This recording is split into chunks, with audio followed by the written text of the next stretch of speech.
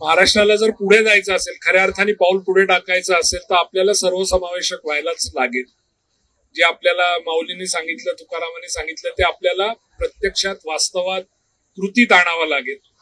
जात, धर्म, पंथ, भाषा हे भेद कधीतरी ओलांडायला किंवा किमान त्या दिशेने प्रयत्न करायला सुरुवात करायला लागेल. हा पहिला टेकावे.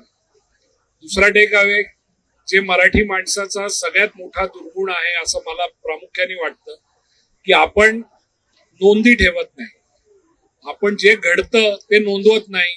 तो कदाचित उद्याचा इतिहास आहे तो, पण आपल्याला ती सवय नसते. आपण परवा काय झालं, असं काहीतरी झालं, कोणतरी आलं, मग ते सगळं सांगोवांगी आणि ती सगळीच गडबड होत जाते.